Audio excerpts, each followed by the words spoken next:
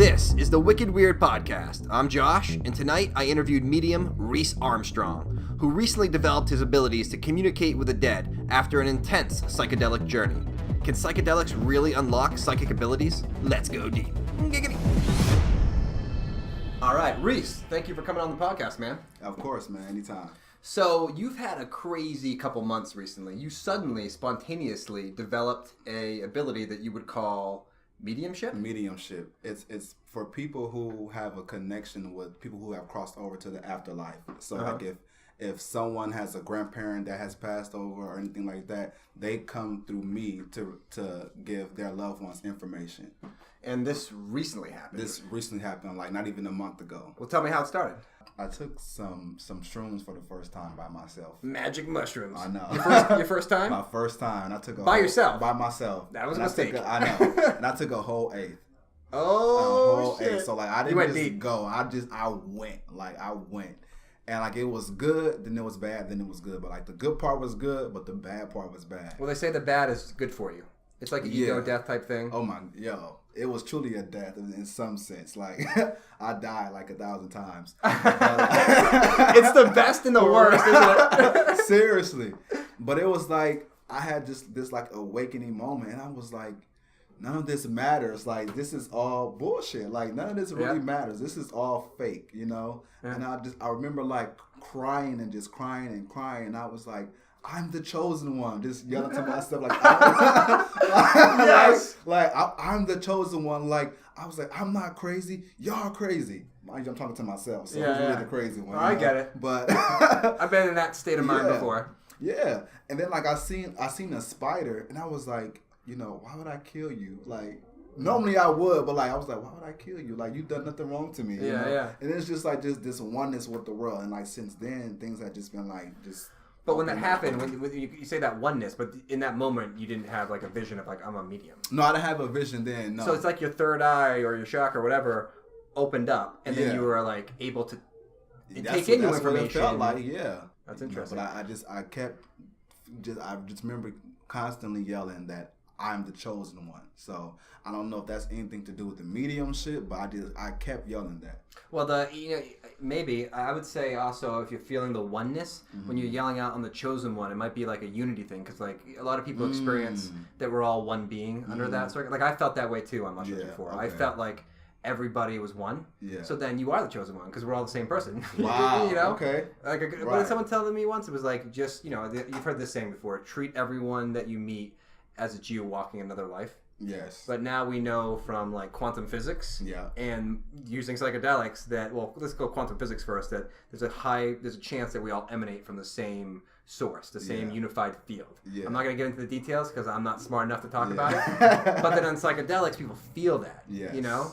So in a sense, not to go full circle here, but maybe what's happening and maybe what being a medium is like you have the ability to access that oneness that we're all connected to. And those people who have passed on are still part of that oneness. And somehow you're able to channel from whatever dimension they're in into ours. And you're able, because what did you say you had to do? Like you have to meditate a lot and keep your frequency high and be clean, or like you don't pick up on shit. Absolutely. So like if you're the night before you pound a bottle of wine, you're not gonna feel shit the next day. Because you're just like you're polluting yourself, you know. So, And what can get through pollution, you know? That's true. It's like how can we get clean air if we're talking about pollution all day? Well, that's interesting you say that because I've heard that a few times now, especially with this hand healer guy I've heard about. He can never drink or do anything negative to throw off his vibration or to throw off his energy, or he can't do it. Yeah. So, you're onto something. Absolutely. Like, that's why I didn't drink last night, you know.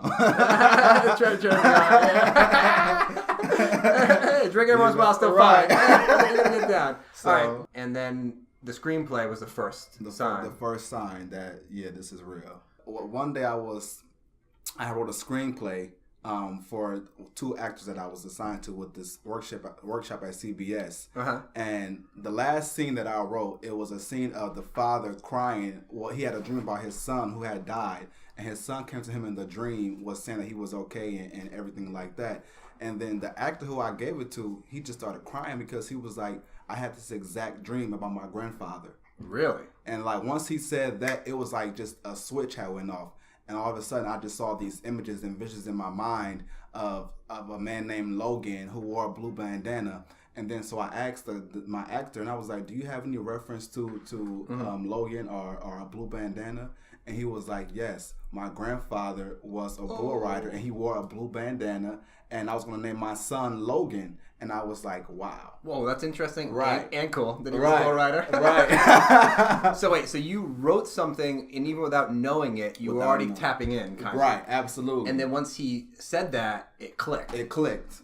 And then after that moment, did you start like noticing it more and more? After that moment, it didn't go away. I started getting more information, and it was just like nonstop. And I was like, okay, you know what? Something's going on, so I need to figure out what this is. And I was just like doing a little bit of research online, and I was like, oh shit, am I a medium? That's because you probably didn't really believe it in the beginning. Yeah, I was like, is it my imagination? Am I making it up? I really didn't know what I was doing or where it was coming from. I was like, because I'm a creator, I'm a writer, so I create worlds in my mind. Right. So that's what I do. But I was like, okay, maybe this is something else. So you're still in the process of validating whether it's real or not. Absolutely. Like I still second guess myself, but like when I get confirmation from whoever I'm reading, and they're like, "Oh yeah, that happened. That was like that." I'm like, "Okay, well, yeah, I'm not making it up, obviously." So yeah. So is there a good example of like? Yeah, just the other day I was at work, and a coworker of mine had walked past, and as soon as she walked past, I was like, "Do you have a deceased loved one whose name began with the letter R?" And she was like, "Yeah, my father." I was like, oh no. And so after that, she went back to her desk, and I just kept getting this tremendous amount of information coming to my mind, and I was writing it down. So once I was done, I went to her office, and I was like, "Can I ask you something?" And I just spilled everything out, and I was like, So she didn't know you were. She didn't know. She had no clue. I don't even know. She had no clue, and I was like, "How do you connect with the number 8 and your father's passing?" And she was like, "He died 8 years ago today." Whoa. I know.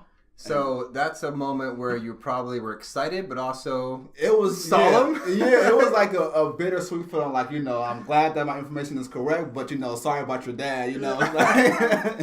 But yeah, so it just went from there, and everything else I had written down, she confirmed that it had taken place. Like she confirmed the way he looked. I have envisioned it. I've seen everything. I've seen him in the hospital. So what do you mean you see him? So like when this happened, did an image come to your mind? Did you hear a voice? So it's visual. It's visual, and it's I feel it. So like they call it clairsentient. If you feel it, if you feel spirit, clairsentient. And clairvoyance is where you see it. So I see and I feel. So like I felt like my chest was like caving in. I felt like I couldn't breathe. Really? And so I had asked her, did he die from the chest area? And she said, yeah, from secondhand smoke. Whoa. So I felt it, because I couldn't breathe.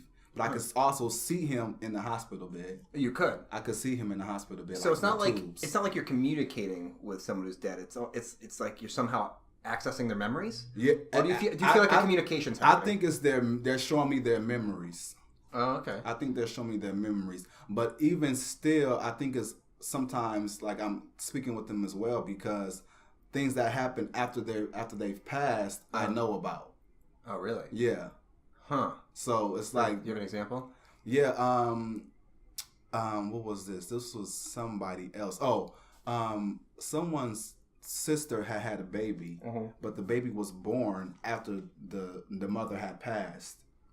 Oh, wow. And I knew that because the mother told me. So it was just like, okay, well, that confirms that. So, yeah.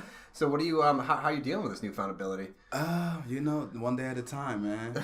You just gotta take it as it comes, because you just never know, what could happen, who could come to my mind at any given moment. You feel like it's getting stronger, like Absolutely. you're honing the ability to because right now it seems like it's happening circumstantial, like that. Right. Your coworker happened to be the anniversary of your father's death, right? So you picked up on it, right? Do you have the ability yet to just sit down with a total stranger and start? Yes, seeing because things. I went to a class like 2 weeks ago for mediumship coaching, and the mentor had me read 2 different people who I had never met a day in my life. And I picked up her grandmother, and I knew her name, the person who I read. Wow. Yeah.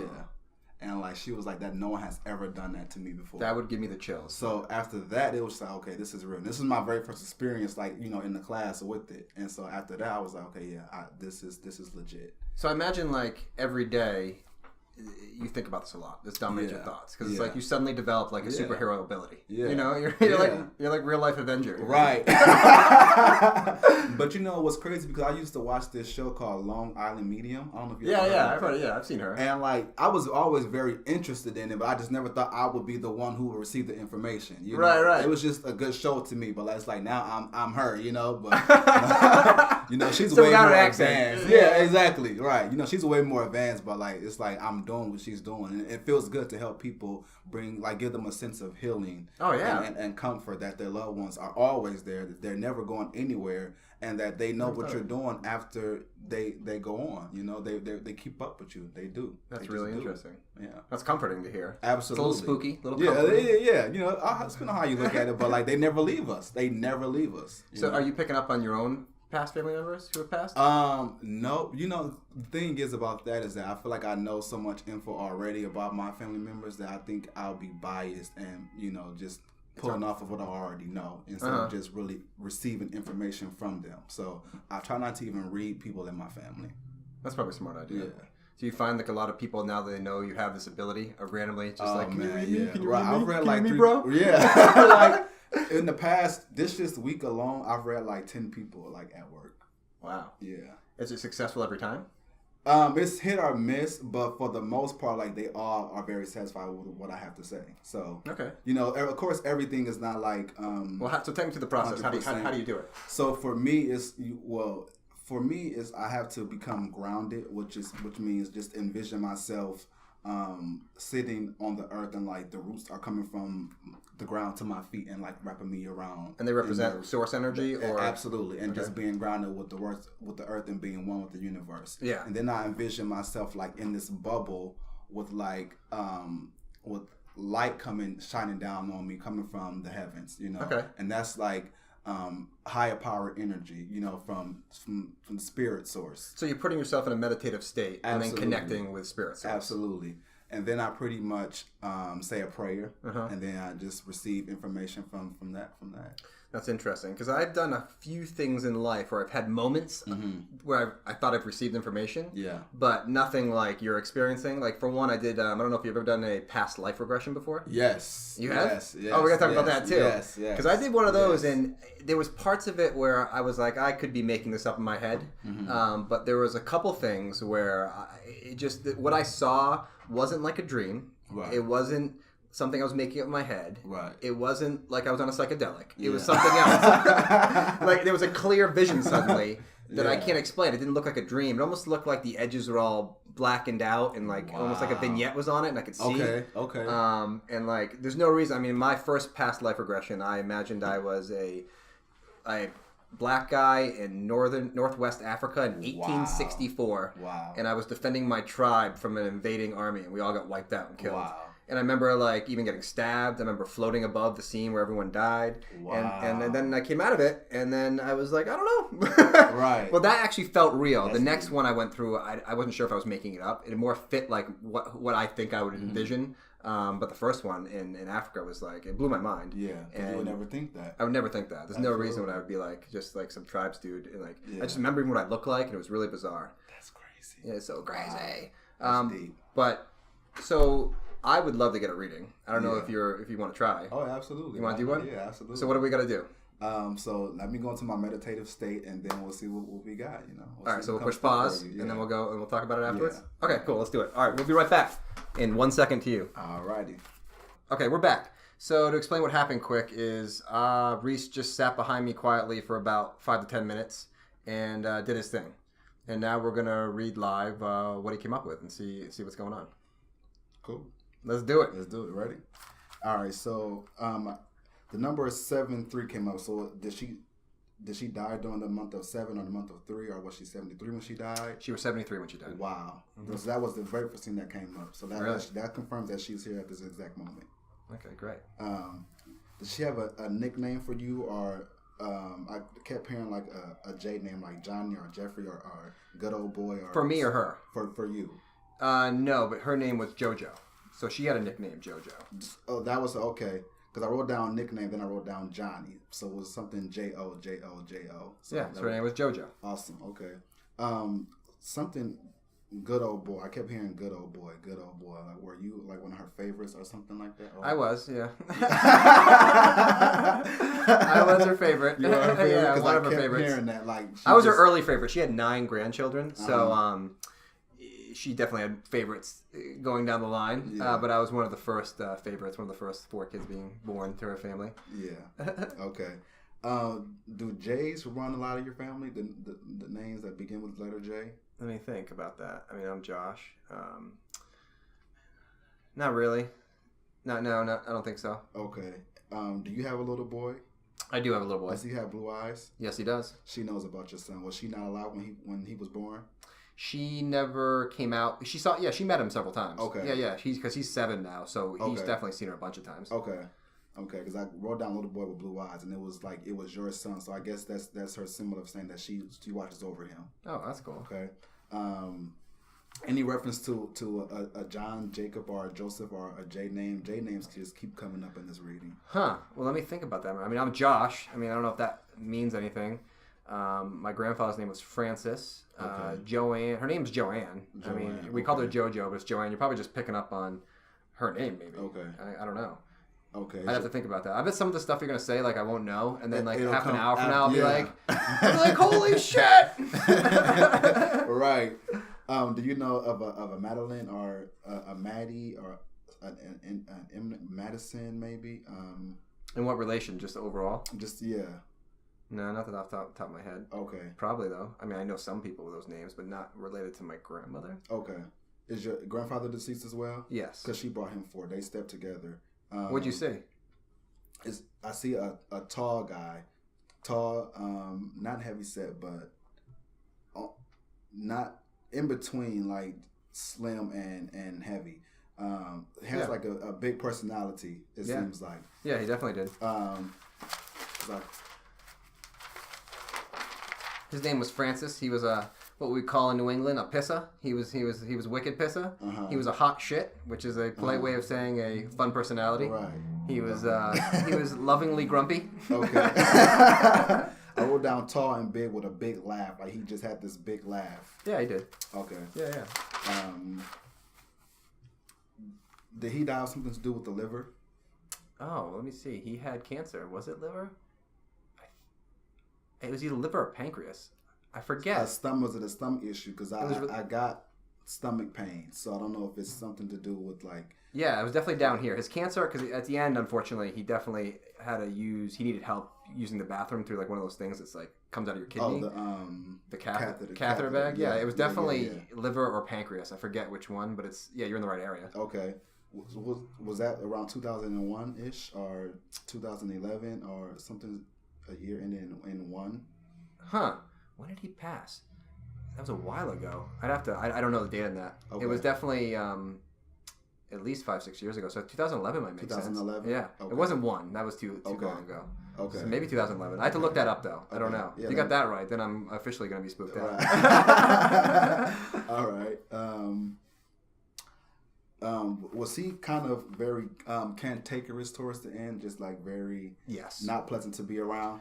Yeah, he was tough in the end, but he was dying. I mean, he had cancer and he had Parkinson's, and then you know how it goes. The last 6 months, you get everything. You know, everything go wrong. So he was grumpy in the end. Yeah, because I got very cantankerous, and then I put I'm sorry. So whatever he expressed during those times, he was sorry to put you all through that. I kept hearing I'm sorry. Oh wow. So he definitely is. Thanks, Papa. Yeah. You ornery son of a bitch. He wasn't that bad for me, but my family did take the brunt of that. Mm-hmm. There was a lot of grumpiness going in the end. The last couple of years were tough for him, and he didn't. Obviously, no one likes dying, but or also losing your ability to just do simple things like walk and talk. Right. And it was a sad situation because we didn't know he had Parkinson's for a long time, so we kept trying to push him to like exercise and work out, and he got really grumpy about that. Okay. Because he didn't want to. But then we found out he had Parkinson's. It's like he can't walk that far. So it was like the whole time we're pushing him to do something healthy that he shouldn't have been doing. Yeah. So I'd be grumpy too. Right. It's all right, Papa. Right. We deserve it. Right. Now, were either of them put into a home? No.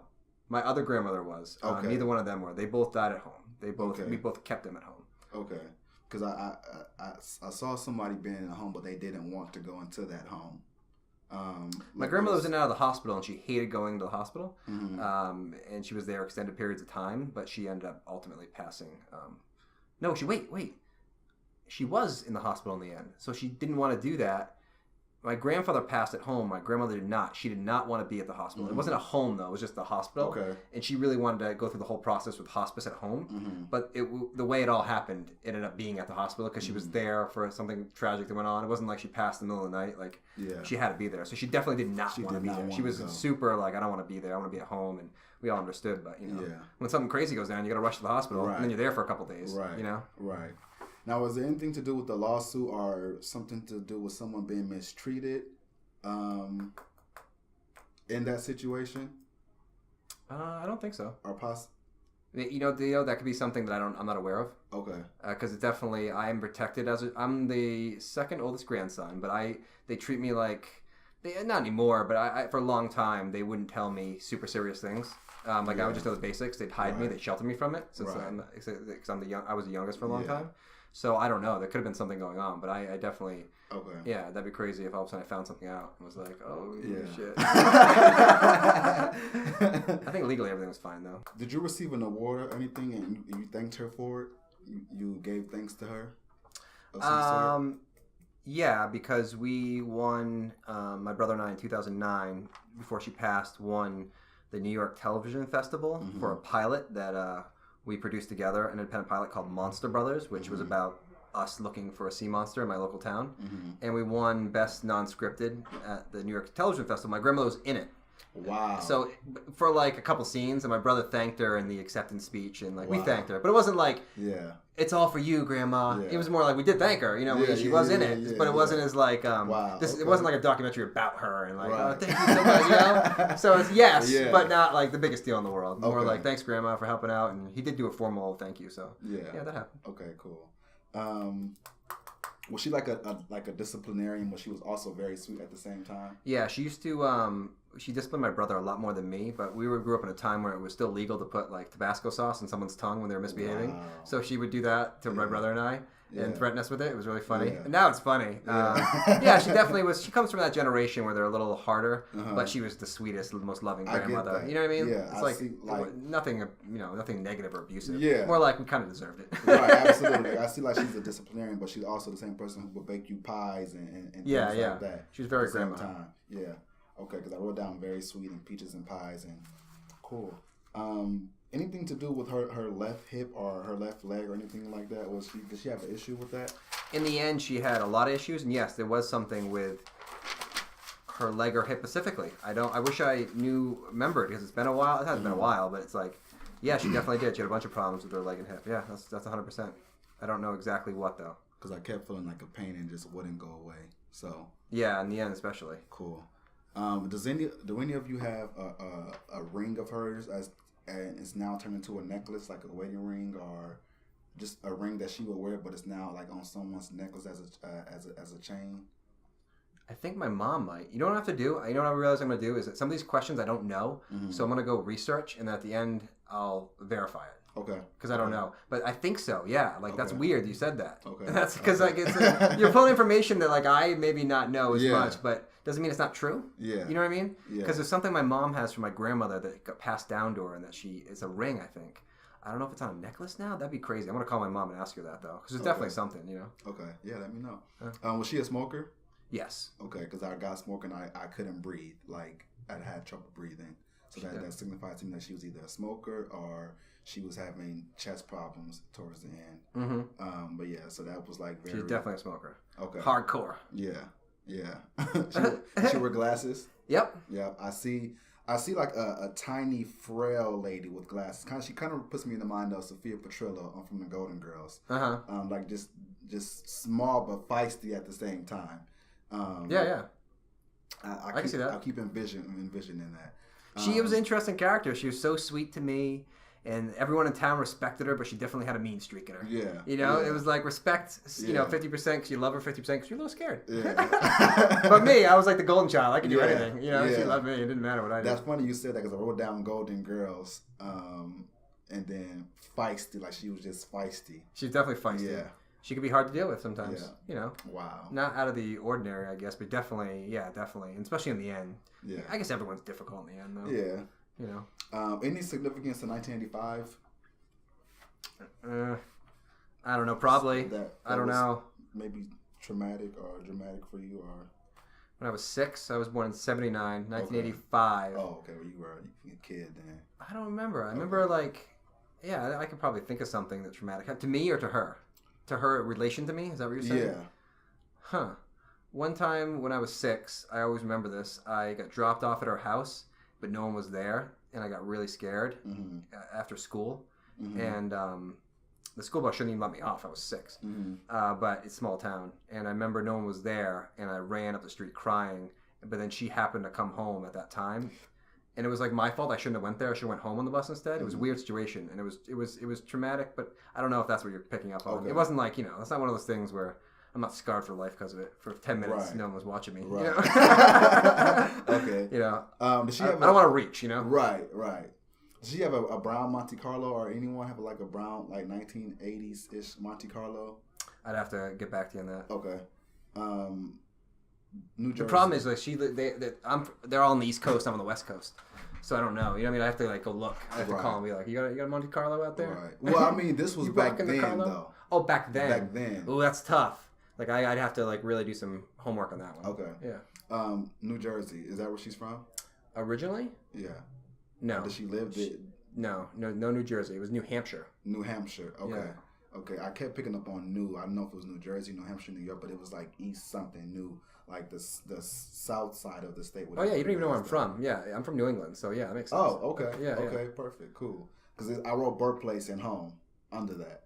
Okay. Yeah, you got it right. She was born. I think I have to confirm it. She was born in New Hampshire, and I don't remember the town, but it's definitely New Hampshire. I'm almost 100% positive. That's interesting. Right now you're shooting 70%. Okay. That's good. That's good for mediumship, right? Yeah. That's good when you're talking to the dead. Right.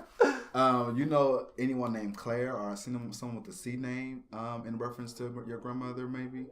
No, not off the top of my head. Okay.